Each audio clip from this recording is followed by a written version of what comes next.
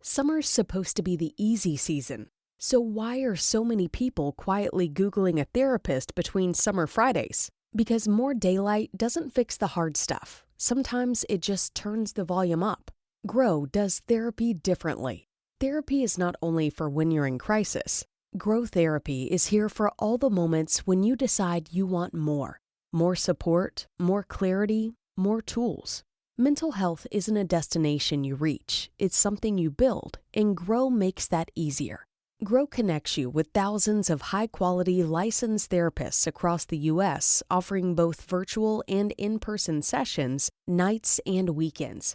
You can search by what matters, like insurance, specialty, identity, or availability, and get started in as little as 2 days.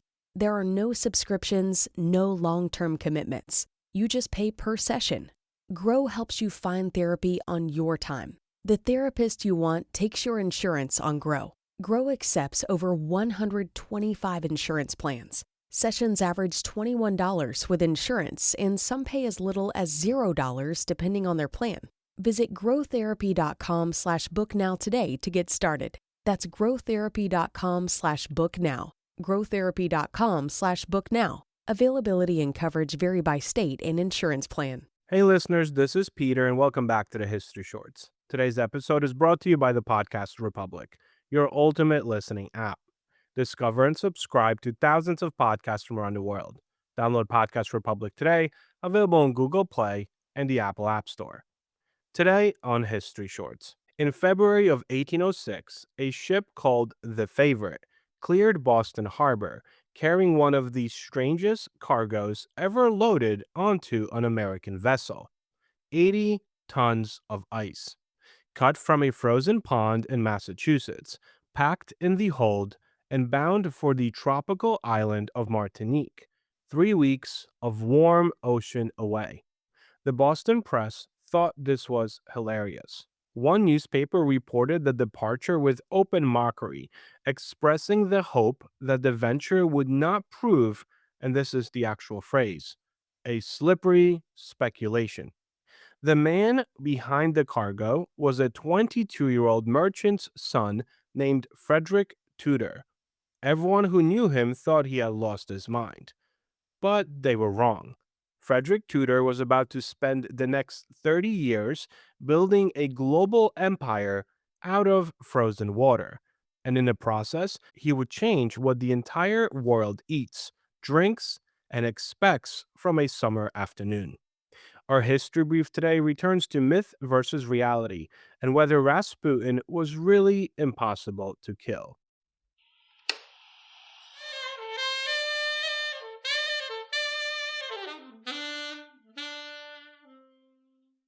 A quick word from our sponsors. Are you noticing your car insurance rate creep up even without tickets or claims? You're not alone. That's why there's Jerry, your proactive insurance assistant. Jerry handles the legwork by comparing quotes side by side from over 50 top insurers so you can confidently hit buy. No spam calls, no hidden fees. Jerry even tracks rates and alerts you when it's best to shop. Drivers who save with Jerry could save over $1,300 a year. Don't settle for higher rates. Download the Jerry app or visit jerry.ai/libsyn today. That's jerry.ai/libsyn. This day in history. On July 26, 1945, President Harry S. Truman, British Prime Minister Winston Churchill, and Chinese leader Chiang Kai-shek issued the Potsdam Declaration, demanding Japan's unconditional surrender and warning of prompt and utter destruction if refused. On July 26, 1953, Fidel Castro led a failed attack in Cuba. Although the assault was unsuccessful, it marked the beginning of the Cuban Revolution that would eventually bring Castro to power. Story of the day. To understand the audacity of what Tudor attempted, we have to understand what cold was in 1806. Cold was not a product. Cold was a place. If you lived in New England, winter delivered ice to your doorstep for free, and wealthy families stored some in ice houses for the summer. If you lived in Havana or Charleston or Calcutta, cold simply did not exist. Milk soured in hours. Meat spoiled in a day. Fever patients burned with nothing to relieve them. A cool drink in the tropics was a contradiction in terms. Nobody thought of this as a problem to be solved. It was just the world.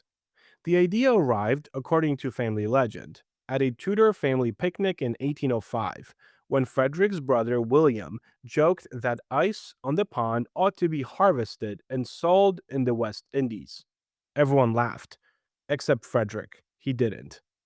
The Martinique voyage of 1806 proved two things. First, the ice survived. Packed correctly, frozen water could cross warm oceans. The physics worked. Second, the physics was the easy part. When ice arrived in Martinique, there was nowhere to store it and nobody who knew what to do with it. The islanders had never seen ice. Tudor watched his cargo melt into the Caribbean harbor along with his money. The pattern repeated for years, actually. Voyages failed, partners bailed. The War of 1812 froze trade entirely. Tudor lost so much money that he was thrown into debtor's prison, not once, but twice. A lesser obsessive would have quit. Tudor instead wrote in his diary one of these great sayings of stubbornness in American history, that he who gives up at the first repulse without striking the second blow has never been and never will be a hero in war, love, or business. He struck the second blow, and the third, and eventually the 10th. What Tudor figured out across those years of failure was that he was not really in the shipping business, he was in the habit business. The ice itself was nearly free. New England ponds made it every winter in unlimited quantities. Sawdust, his solution to insulation, was a waste product that lumber mills would practically pay him to haul away. Packed in sawdust, ice lost astonishingly little on even long voyages. His real problems were storage and demand. Storage he solved with purpose built ice houses in tropical ports, double walled, insulated structures that could keep ice through the hottest months. Demand he solved with one of the great marketing insights of the 19th century. He gave the ice away. In Havana, in New Orleans, across the American South, Tudor supplied bartenders and cafe owners with free ice, on the theory that a customer who drank his cocktail cold for a single summer would never willingly drink it warm again. And Tudor was right. He created from nothing the ice cold drink, and then he charged for it forever. The industrial breakthrough came in 1825 from Tudor's associate Nathaniel Weah, who invented a horse-drawn ice plow that scored frozen ponds into grid of uniform stackable blocks. Before Weah, ice harvesting was men with chisels producing irregular chunks. After Weah, it was an industry. Standardized blocks, cut fast, packed tight, shipped efficiently. It was, in its way, the shipping container of frozen water, and it set the stage for the gamble that made Tudor a legend. In 1833, Tudor loaded 180 tons of Massachusetts ice onto a ship called the Tuscany, and then he sent it all to Calcutta, India. 16,000 miles, 4 months at sea, across the equator twice. When the Tuscany arrived, roughly two-thirds of the cargo had survived, and the British colonial community of Calcutta, sweltering through decades of Bengal heat, reacted as though a miracle had docked in the harbor. The Calcutta route became the most profitable leg of Tudor's empire. New England ice cooled drinks in India for the next 4 decades. And Frederick Tudor, the man Boston had laughed at, was now known on 4 continents by a better name. He was called the Ice King. The empire produced one perfect literary footnote. In the winter of 1846 to 1847, Tudor's crews arrived at a small pond in Concord, Massachusetts, and then began cutting. Living on the shore of that pond, in a cabin he had built himself, was Henry David Thoreau. Thoreau watched 100 men carve his beloved pond into blocks bound for the other side of the earth, and instead of resenting it, he was transported by the thought.